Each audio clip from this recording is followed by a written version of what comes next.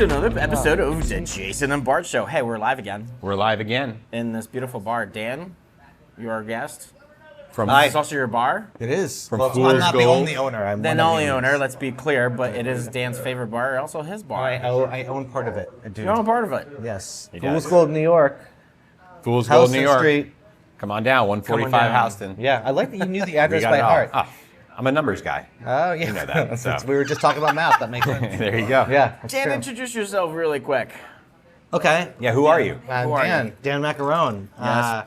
What do you want to know? What can Other we than help on? one of the owners of Fool's Gold. Okay. What is else? that you do for a living? Well, for years I've run a product design company called Charming Robot, and in the past 2 years, maybe 3 years, I've kind of moved into the fractional chief product officer world, but I still have my agency and my team that I've been working with for about 15, 20 years. It's amazing that the same people actually want to stay working with me. And we do it. Amazing, sir. I know. And we do a ton of stuff in the world of media, entertainment, crypto, fintech, medtech, and we are very agnostic when it comes to the verticals we're in. It's all about just creating great experiences that actually, make money for our clients. Awesome.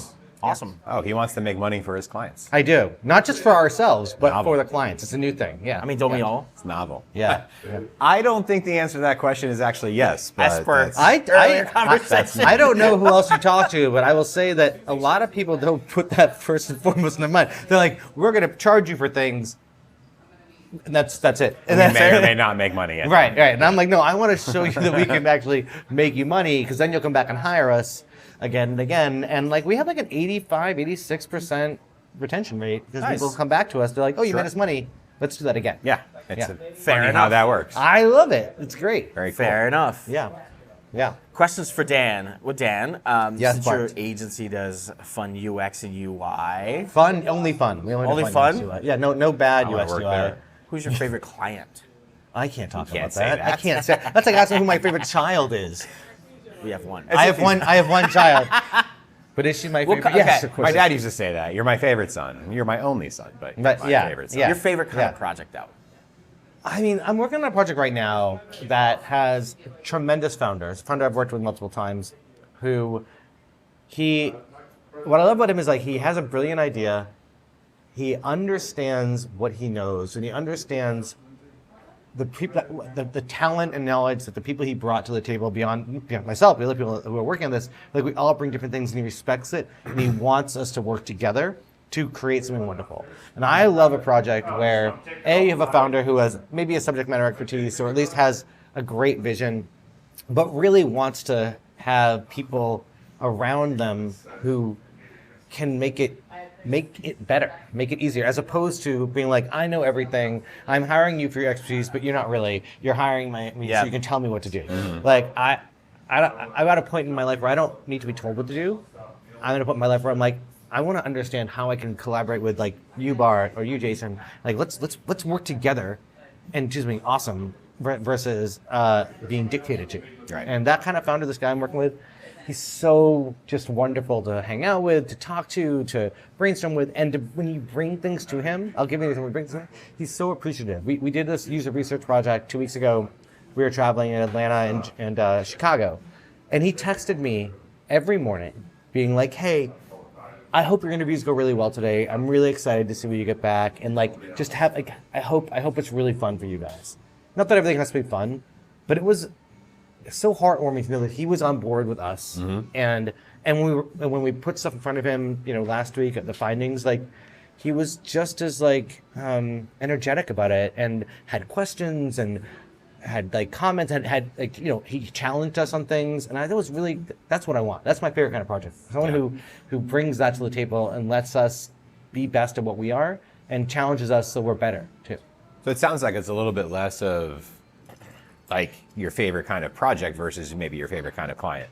That's fair, but The I'm person. agnostic on the project. I want to build a product that's going to solve something, and sometimes you do research, sometimes you don't. Sometimes you start from requirements and business requirements and user requirements. But in the end, you want a founder or a client, it could be a big corporation, who's really excited about the thing they're doing and excited about working with you because of what you bring to the table, and to collaborate with you, Yeah. and to bring other ideas that you wouldn't have thought of, and bring people to the table that compliment you, or maybe even sometimes like overlap you, but let you be a better thinker.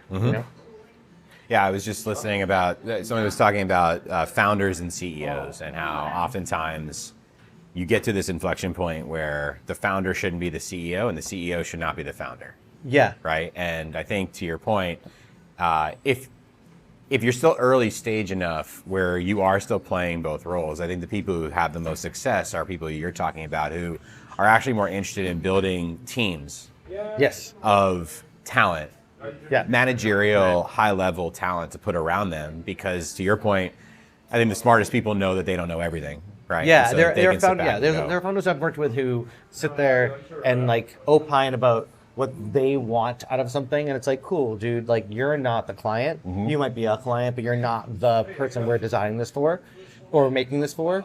And so they're already living in kind of a bubble, right? In this kind of like a filtered world where they only think about how they use the internet or how they use their phone, whatever, or this industry that they're in.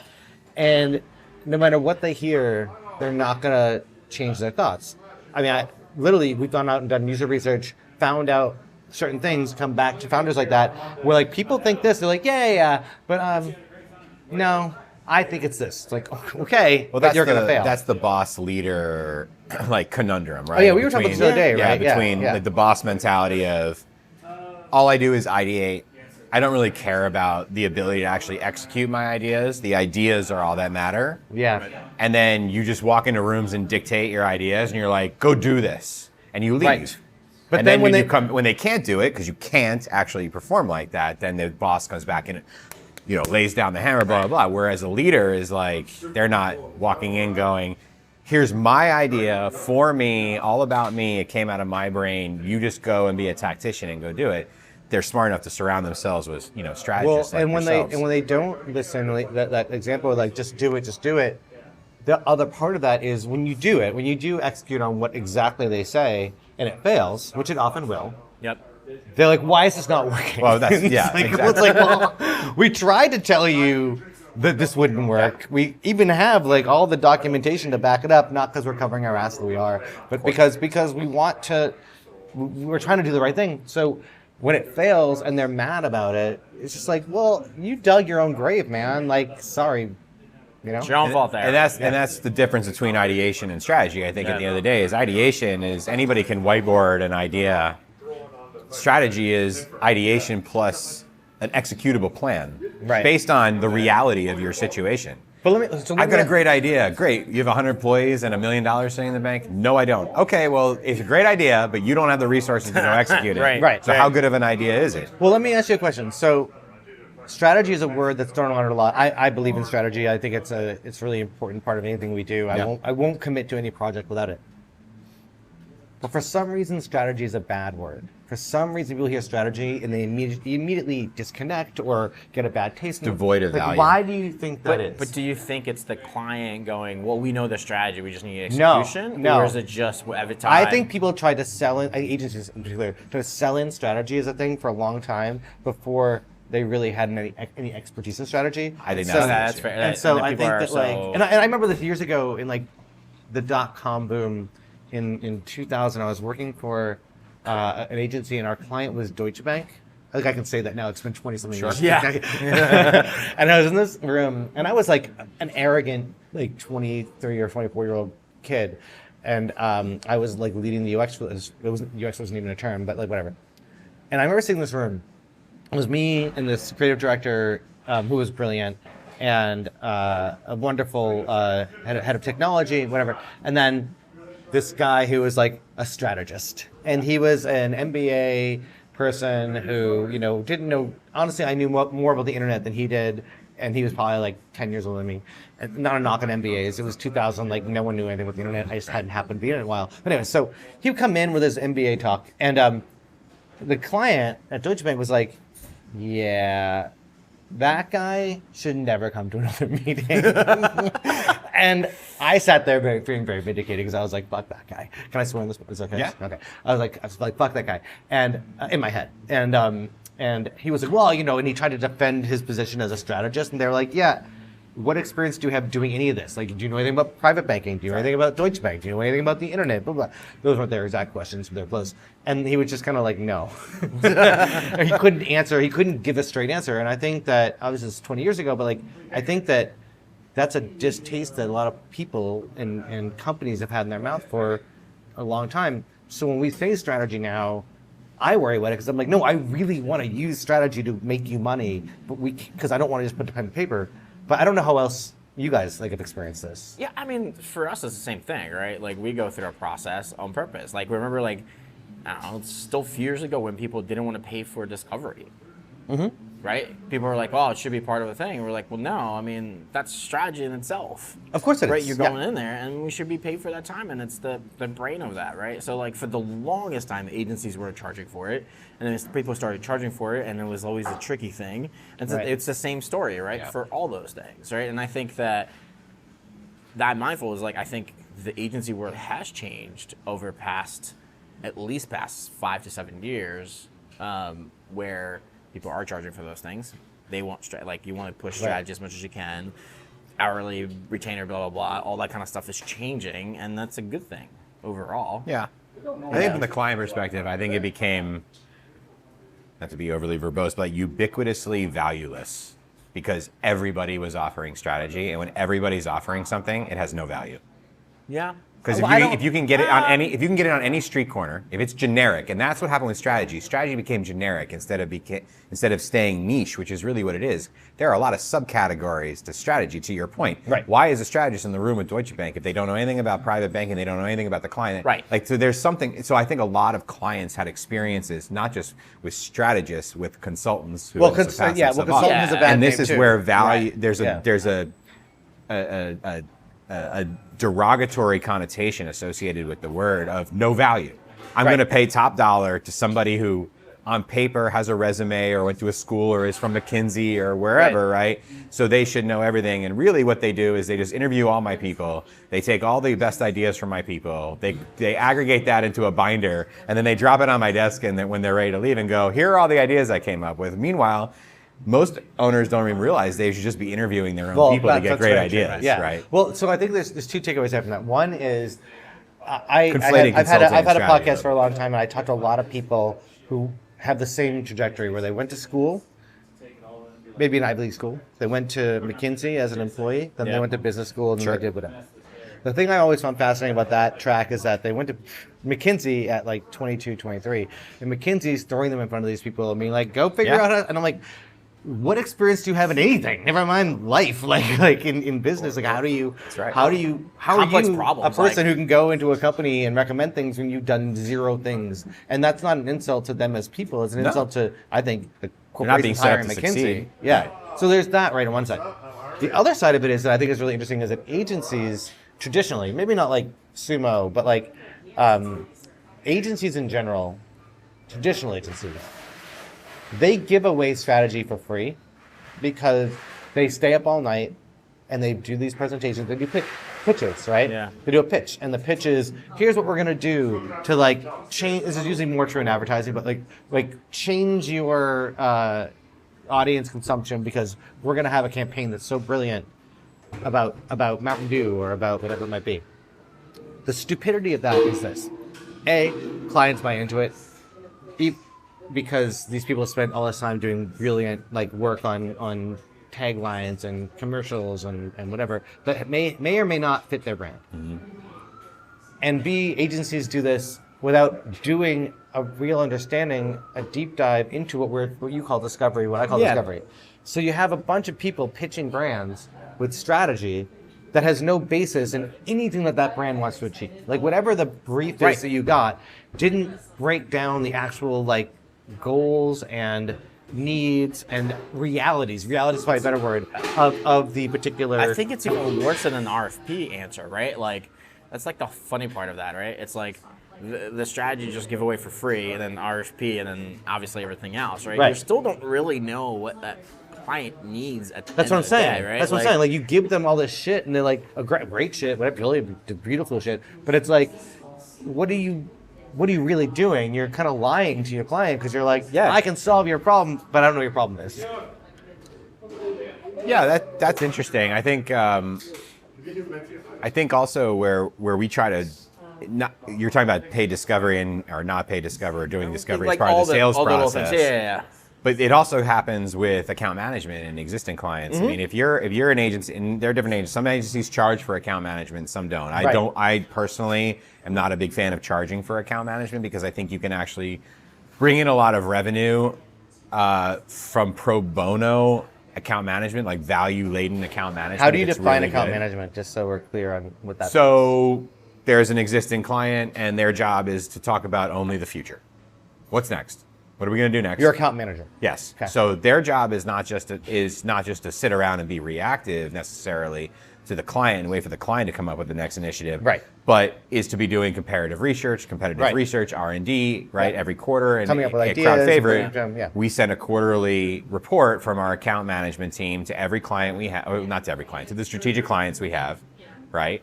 And I would say like 3 out of 4 times a year, they don't use any of our recommendations. They don't use any of the things. Like they also get a list of, here's all the things in the last 90 days you asked for that were out of scope. Do you want to put these in some kind of scope or whatever? All that is pro bono. Right. Up until the point where they go, oh, you did research on an idea that we should do? We should explore that. And at that moment, you go from account manager to account strategist. And to me, an account strategist is a billable role because there's where the client is committed to an idea. I want to specifically explore idea X with you. Now you're in paid discovery. Well, how do you pay as an agency? How do you pay for the account manager if you're not billing for them? What's that? How do you pay for the account manager as a company, as an agency, without salary. Billing for them? Is it how do we included? pay for them? Like how do you pay their salary? Like what is it based off of? Is it built into the hourly rate that it's just Yes. it's a known cost, sunk It's cost. built into the billable teams. So they're not revenue. billing their hours, but Right, because the idea being that, and we've seen this work really effectively, that if you continue to kind of remind them that they're getting a bunch of value every 90 days for no money, the client, right, then one out of 4 of those quarterly reports, they pick the 6-figure idea that you're sort of pitching, and it pays for itself. All over. Yeah, I mean, I remember working for an agency years ago doing that work. I was actually doing it for liquor marketing, since we're at a bar, relevant. And we would my friend who was the account manager of this client. She actually one of my favorite people I've ever worked with. Like, she and I would be on the train to meet with them in White Plains, and we would brainstorm, and we would come up with ideas. Inevitably, we have like 6 ideas. 4 of them good, 2 of them, We'd sell 2 of them. Inevitably, we'd walk in, sell them, because they were good ideas and they were on brand, on strategy for what these guys needed. And she wasn't getting paid a salary; she was getting paid commission. But I mean, then you look at it as a sales role. Basically, it's a business. I think it was a sales role. Yeah.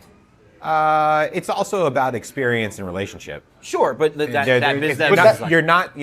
not a sales role because you don't, from an experience standpoint, you don't want the client to feel like the person assigned to their account is only there to sell them more stuff. But it's a relationship manager. But a relationship manager should also be a salesperson. Of course, your job is to grow the account. Right. That is your job. Like you're there to sit but you're going to grow it not by being like every week, here's another thing for you to buy, here's another thing for you to buy. Yeah. I mean, but that's right. I mean, I guess that's like the difference between a salesperson and a biz dev person. Like that's how I look at it, right? It's not a straight like let's make it. No, you have to look at the relationships across the board. I always look at it as like, I never bill for my time as when I'm the CEO of my agency. I don't bill for my time talking to a client. But if it's a client who I've had for a long time or I've had for like 2 months, I look at it again about making the money. Like, what can I do? What can I present to them and say, I was looking at this thing, we were talking about this thing or whatever.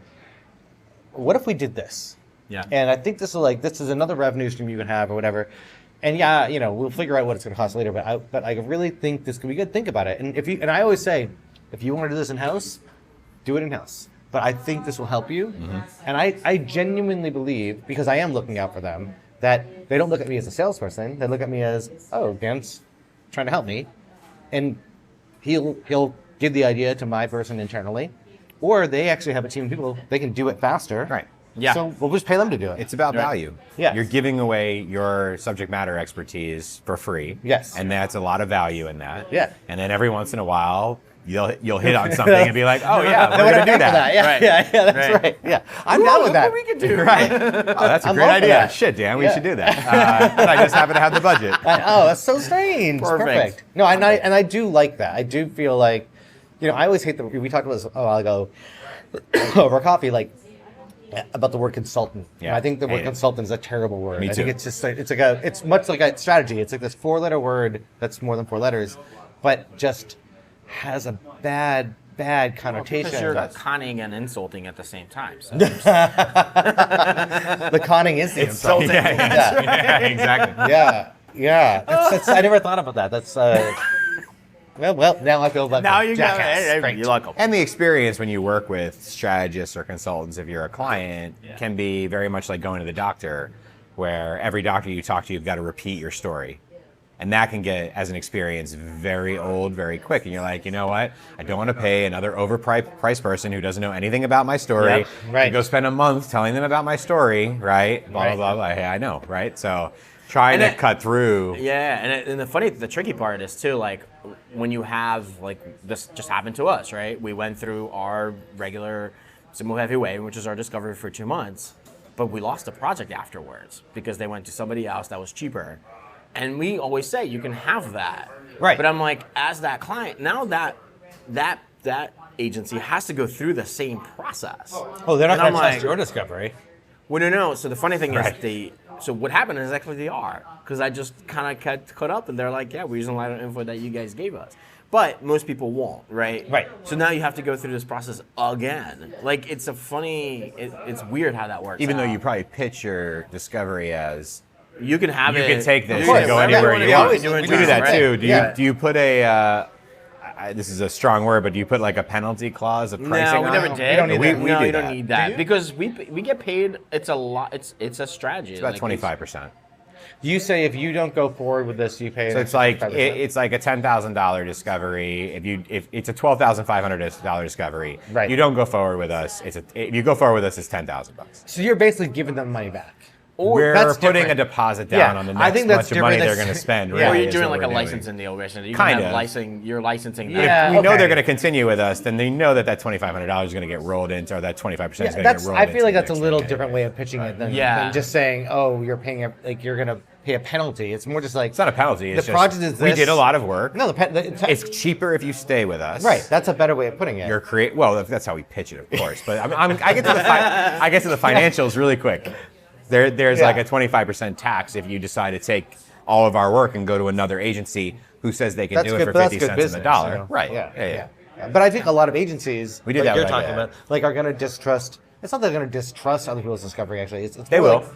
like That's a good word. Yeah, it's probably. They will, but because it's- we would. But I think it's also We've had that happen. We would audit it. Because no one can do it. No one can do it as good as we What you're all doing. can do it. No, right? because no, it's not. It's not. I don't think it's course even it is. that. Is you still need to have the land, like the layout of land, right? No, and I you don't- have I to don't- be there. I don't There's a- agree with there's a that. I think. certain that. modicum of- I think that people believe that. Yes, you no, get no, a deck I know what from you're someone saying. else, and like that. Sure. Like, sure, they did these interviews. Sure, they talked to them. Sure, they did all the due diligence. But did they? So now we're gonna do it again. But 'cause I that's feel right. But that's what he's saying. I But think saying- everybody needs their own version, its Right. subjective version Right. of institutional knowledge. Yeah. Right. Right. And so hopefully if you've done it, if the discovery has been done well, when the next group comes in, the institutional knowledge piece should be pretty small. Yeah. Right. But if the discovery was shit and what came out of it, the deliverable was shit, then if Well, you get in there, you're like, I'm but sorry, let's- we have to kind of. But let's be start honest. all The over other again. part of discovery that's so crucial, and this is why I do believe doing it on your own is important, is that there's plenty of things in a deck that you put in front of a client, whatever that can be used. That's not. But there's plenty of anecdotal stuff you've heard from people where you're like, you know what? In the collective, this is what we heard. But we know that, Joey over here said this and really feels passionate about this. And, this person feels passionate about that. And Jason feels passionate about that. And that's not in the discovery because you're never going to go back to a client and be like, Jason said this. You know what I mean? Like you're never going to do that. But in every meeting after that, when you go into design and development, you're going to know that Jason has this thing in his head and you're going to talk either around that or to it or Yeah. whatever because you're a consultant and Yeah. you're conning that person, not insulting them. I shouldn't say that on the air. No. But you're welcome. We're not doing ourselves any favors Yeah, today. yeah. This is just going downhill. But I'm right. Like you're totally using that to your advantage because you've learned a ton of things by talking to those people individually. Yeah, well, that's what I'm talking about. Like Yes, that's the totally anecdotal things that Yeah, you're not gonna put on a deck, but you still know. 100%. It's hard to just like put out there, right? So you're gonna go do your own. Yeah, yeah. So that's why we need to sell in strategy. Going back to the why, beginning. that's of the why we're conversation. advisors, not consultants. Oh, I like advisors. Oh, And there you go. And Okay. on that note, I like See, that. add to in Latin advice. Add You're adding. advice. Look at that. As opposed to conning. Conning and insulting. Or insulting. You're adding to it. Wow, you really just broke the semantics of this are fast. you go. good job. The, On that major. note, I don't think that's Dan, actually the epistemology of this, but English major. yeah. I'll Yeah, figure. all We'll right. break it down. No, Also that- took Latin for 4 years. I did too. English is my And, second language, so there's that. And you speak better than I do. Yeah, yeah, but do you know Terrible. your Latin? No, I do. I used to do a mass in Latin. I was going to say, that note, that'd be Yeah, good. I can still, I think, do my Pater Noster, Our Father in Yeah. Latin. I think I Yeah. have that somewhere. Oh, yeah. maybe. Our last Dan, part. on that note, our last question. Yes. What are you currently obsessed with? Man, I don't know. Obsessed with? Let me think. Let me think for 1 second about this. It's a good question, and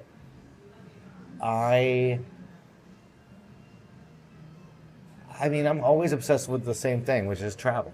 Like, just where am I going to go, and then where Where are you going next? Wherever I go, what am I going to do there? I mean, where I'm actually going next is Not work. leaving- Something fun.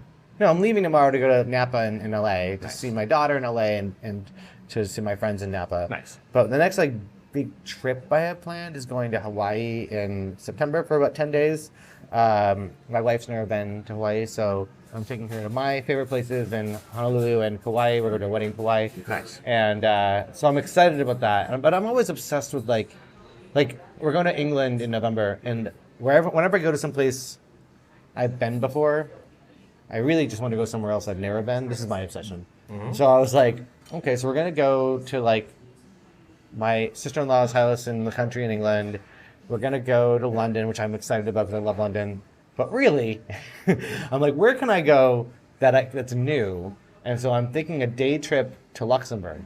Okay. Ooh. And just, fly in, fly out, as you do. Yeah, it's easy. Which is the most douchey, bougie thing I've ever said in my life. But like, I'm like, yeah, I'm just going to Luxembourg for the day. It's fun. But that's what As you do. and I'm like, well, what's my day gonna be like? And so relevant to this conversation because it's somewhat technological. So I was like, what is my day gonna be like? What should I do? Chat GPT. So normally what I do is I Google like 12 different websites and I triangulate or quadrangulate or decangulate what I'm going to do. But this time I was like, all right, Chat GPT, what can we do? So I did like a bunch of questions and like narrowed things down and added different data points and created a walking day in food life in Luxembourg. I love it. Including gluten-free bakeries for my wife because I don't eat sweets, but she does and she's gluten-free. So I was like, what can we do? And I got like a good, 12-hour walking tour that includes gluten-free things and local specialties. Nice. And cocktails, obviously, because Sure. Why wouldn't As you do. what are you gonna like do. not drink? Right. And In Luxembourg for the day. right for the day. And so and I love Very cool. ChatGPT for that. I love using it for that. I love everything about that. And so that's my new. I guess maybe that's my obsession is ChatGPT. Like, what can we use? Because I don't know what you guys. Sorry, I know this is going long, but like I've been using ChatGPT for so many different things. I use it for work. I use it for creating product requirements documents. I use it for creating. Even It's like a lot of things. I mean, yeah, like just emails like now. And it's not like it doesn't end with it, but it's No, like it starts just get there. me started. It saves me like 10 hours of work. Did you see Auto GPT? Yeah. No, what is that? It's like an intern. It's kind of like an AI intern, basically. I'm So playing with the it newest, right now. it's the newest. You can literally start running, and it will start doing its own prompts, and then do it again. Like actually, so what you did for your travel, Yeah. you just go, I'm going here, and I want like this, and it will Yeah. do its thing and like start actually working. So it's like automatically I like that. instead Well, of you doing the prompts. It I does use Lori for it's an app, a ChatGPT app, and it just launched like a feature where you can choose things like a personal assistant or whatever. And so one of the things it offered me was a travel expertise. And I was like, boom. Well, Expedia integrated Chat GPT right into it. Oh, so smart. They're all, app. Yeah. Like, they have to, like, that's just given, right? And everyone, I don't know what things you're working on. A lot of the people I'm working with right now are trying to figure out how to incorporate Chat GPT into their product. And sometimes I'm like, my eyes are rolling so far back into my head. There's some things that you're like, okay, stop. guys, like, Just why stop. don't we just get the product right first? But like, Right. But then there are some products where It makes I sense. listen to it and I go, why doesn't it have this? Because totally. the market's going to ask the same. It'll be the first question the market asks when it goes to product. Why doesn't it have an AI chatbot to help me out? Yeah. Or just something pulling in. Anytime whatever you're info. be asking somebody to, enter something, do prompts over and over again, blah blah blah. 100%. Like, Yeah. why is that not standard? And I've done a lot of work in crypto, and I've never really been like, oh, man, I see where this is going. And I love blockchain. I think blockchain actually is a really, really good technology that has a tremendous future. I could go back and forth on the value of coins, or currency, but ChatGPT is like one of the things I get excited about. The way I got excited about the internet in 1994. Where I was just like, this is actually. And at the time, I didn't know why I was excited about it. I was like, I can look at pictures on my computer. I'm not saying what of, but I can look at pictures. And I think now, I think of ChatGPT, this is so fascinating. What even can we do with this? Like, I don't even know. Yeah. I have no idea. Like, Tip what of layers? the iceberg it's right so, now, for sure. Yeah. Even this morning, I was just like, spent 10 minutes with it. I was like, do you know this company, a client of ours? Yes, gives me the description. Awesome. We're trying to bring X to market. How would a company like this integrate best? Yeah. Or what is it like? Yeah. Cool. Next vertical. Do you know company Y in vertical X? Yes, I know that company. Great. Apply the same analysis. Great. Next client up in vertical Z. Do the same thing. In 10 minutes, it had given me back. Yeah. And I just want to hand this to marketing and go, 10 minutes.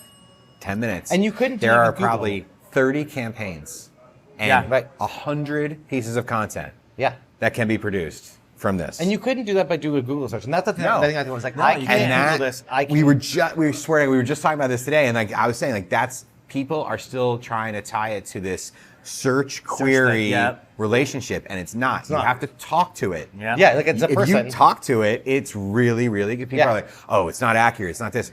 You're right. There are some things it's not accurate about, but there are some things it's really good on, like strategy, to bring it all the way back around. Yeah. Like, hey, we've got these verticals we're trying to attack. This is what we do. Where's the cross section? And you just keep refining that. It can give you back amazing. I think the refining part is the amazing big part of it. Like that's what I do with it, when I'm doing. If I'm doing something with it for whether it be a blocking to Luxembourg or a strategy like a PRD, right? I'm like, okay, but like, what if it was this? Okay, but now add this. But now do this. Now just take this piece and Right. it's almost like this is a weird comparison, but like if you watch like the Avengers or Iron Man and you watch how Tony Stark interacts with Jarvis Yeah. and how he's like, okay, but now do this, Right. this. Like that is basically how you have to talk to it. That is exactly it. It's so. I mean, I guess that is AI, but it's so I'm dumb. But but It's true, I know. but this is really yeah. This is not Large language model. not Hollywood, Yeah. magic. Don't get Bart started on the difference between LLM and AI. Otherwise, it's a whole other show. Yes. Okay. It's great. Can't be part of that. Can't wait to be part of that episode. Semantics here, semantics, buddy. But my point being that like you're using natural language, you're having a conversation, you're refining it like you would with a person. Yeah. Except they're doing it like that, and it does. It's hours of time. Yeah. And what I do, I always ask for it. Give it to me in outline form. Me too. It's the easiest way to keep going deeper. Yes. So it gives me Yeah, 7 me too. points. Great. I want to break down each of those 7 points into 7 more points. I do the same thing. Now it's another 7 Yeah. points, and like you get more granular. It's Yeah. pretty Everything amazing. has to be an outline. I don't because AI right now not great at the whole prose situation. No. You can't ask. You can ask it. I tried. I was like one night I was like I have an idea for a story. I'm like write me this story, and I was like oh, and then I tried the same thing, natural language refining the story, and it did not get better. No. It was not. No, it did not. Um, Anyway, Dan, thank you so okay. much for being Thank on you, the Dan. podcast. I know you want. I'm just ending it because it's long. You did ask for an hour, so Yeah, I'm still getting paid for the hour, right? You are. yes, you're getting paid. We locked it. That's like No, right we now. get- I get that No, right. he's not. No, right he's away. not. They get He's to not. me afterwards. Maybe. That's right. Thank you so much, guys, and see you guys next time.